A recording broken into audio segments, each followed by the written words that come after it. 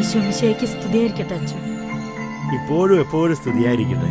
എന്താ സലോമി പതിവില്ലാതെ ലൂക്കായുടെ ഉപദ്രവം പിന്നെയും?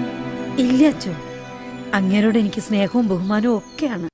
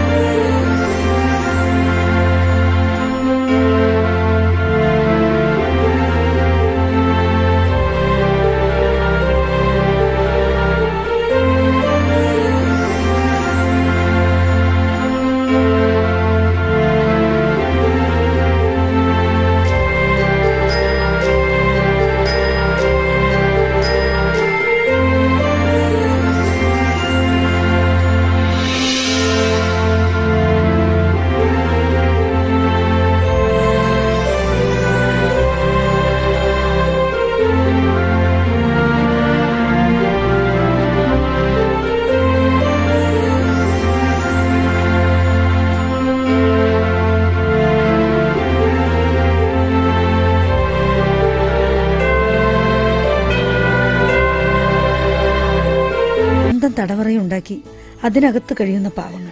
ആ കുഞ്ഞുങ്ങളുടെ കാര്യം വലിയ കഷ്ട. ഒരു തള്ളയുടെ ശ്രദ്ധ വേണ്ട പ്രായമായി വരികയാ ആ പെൺകുട്ടിക്ക്. പലപ്പോഴും ഞാൻ അറിയാതെ ആ കുഞ്ഞുങ്ങളുടെ പെറ്റമ്മയായി ഞാൻ മാറിപ്പോകുന്നു. നീ സ്വന്തം കാലിൽ ജീവിക്കാൻ പരിശ്രമിക്കുന്നു, അന്യരെ പറ്റി മനുഷ്യത്വപരമായി ചിന്തിക്കുന്നു. ഇത് രണ്ടും ഇന്നത്തെ സമൂഹത്തിൽ വലിയ തെറ്റുകളാണ്. പ്രത്യേകിച്ചും ഒരു സ്ത്രീയായ നീ അങ്ങനെയൊക്കെ ആകുമ്പോൾ ഇന്നത്തെ സമൂഹത്തിന് അത് ഉൾക്കൊള്ളാനാവില്ല. അത് സ്വാഭാവികം. നേരത്തും കാലത്തും എനിക്കുണ്ടാവുമായിരുന്നെങ്കിൽ എനിക്കും ആ പ്രായത്തിലുള്ള കുഞ്ഞുങ്ങളുണ്ടാവുമായിരുന്നു. ഇങ്ങനെയൊക്കെ ചിന്തിക്കരുതെന്ന് ഉപദേശിക്കാൻ എനിക്കാവില്ല. പോസിറ്റീവായി മാത്രം ചിന്തിക്കാൻ പരിശ്രമിക്കുക. പക്ഷേ ഇനിയും ലൂക്കാച്ചൻ പ്രതികരിച്ചാൽ? നീ വിചാരിക്കുന്നത് പോലെയല്ല. ഒരുപക്ഷെ ഒരു കുഞ്ഞുണ്ടാകാത്തതിലുള്ള നിരാശയായിരിക്കാം അവൻ്റെ ഈ കുത്തഴിഞ്ഞ ജീവിതത്തിന് കാരണം. ഒരു തരം ആത്മപീഡനം. എൻ്റെ തോന്നൽ ഇനി അവൻ നിന്നെ ഒരു മാലാഖയെപ്പോലും നോക്കും. ധൈര്യമായിരിക്കും. ഏറെ കാത്തിരുന്നാണെങ്കിലും നിന്റെ പ്രാർത്ഥന കർത്താവ് കേട്ടില്ലേ? ഞാൻ പറഞ്ഞില്ലേ ദൈവം നിന്റെ കൂടെ തന്നെയാണെന്ന്. അതിനാലാണല്ലോ ഇപ്പോഴെങ്കിലും നിന്റെ മോഹങ്ങൾ സഫലമാകുന്നത്. ഇതേ പെട്ടെന്ന് ലൂക്കായെ വിവരം അറിയിക്കും.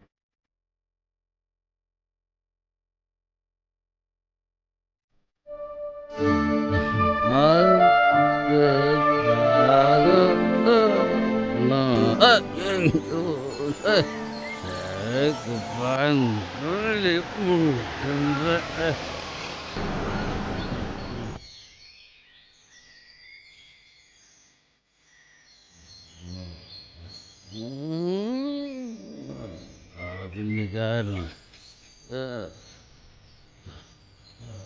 ഞാൻ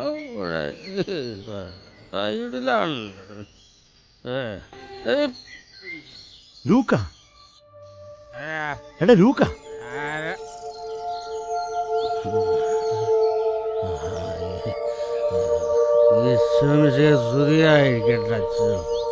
നേരെ നിൽക്കാൻ പോലും വയ്യെന്നായി. എന്തൊരവസ്ഥയാ എൻ്റെ ലൂക്ക. മഹാഭാഗ്യമായി കർത്താവ് നിന്റെ വാതിൽക്കൽ മുട്ടി വിളിക്കുമ്പോൾ അത് കേൾക്കാൻ കഴിയാതെ മദ്യലഹരിയിൽ ആണ്ട് കിടക്കുകയാണല്ലേ. എന്താണ് എനിക്കൊന്നും മനസ്സിലാകുന്നില്ല. നിങ്ങളുടെ പ്രാർത്ഥന ദൈവം കേട്ടു. അവിടുന്ന് നിങ്ങളെ അനുഗ്രഹിച്ചിരിക്കുന്നു. നിന്റെ സലോമി ഗർഭിണിയാണ്.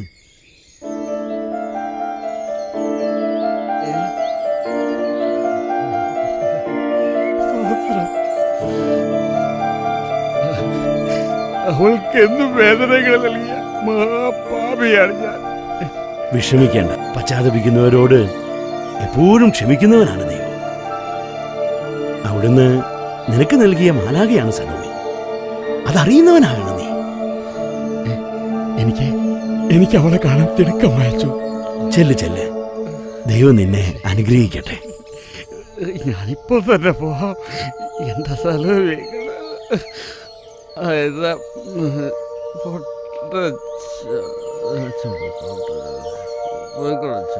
ശരി.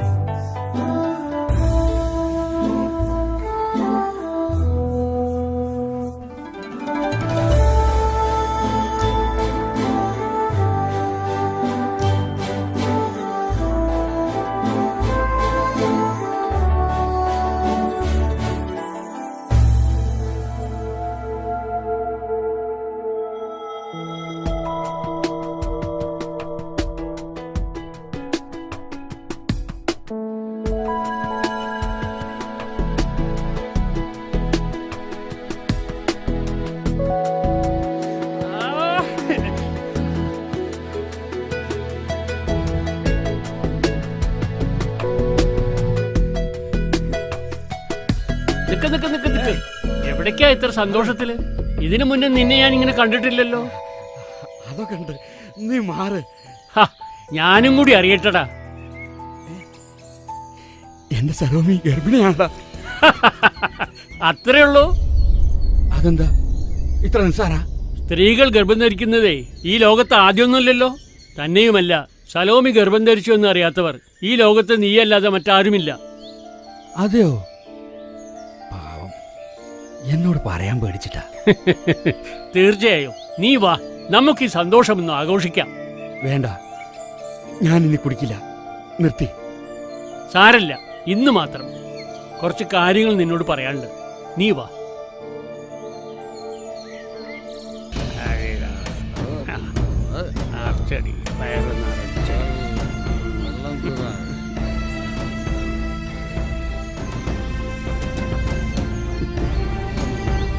സലോമിനെ പത്രോസിന്റെ വീട്ടിൽ ഞാൻ പലപ്പോഴും കണ്ടിട്ടുള്ളതാണ്.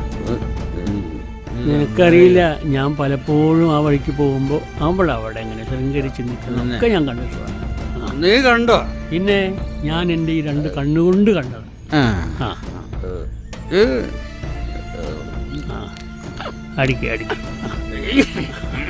അടിച്ചുകൂടാ.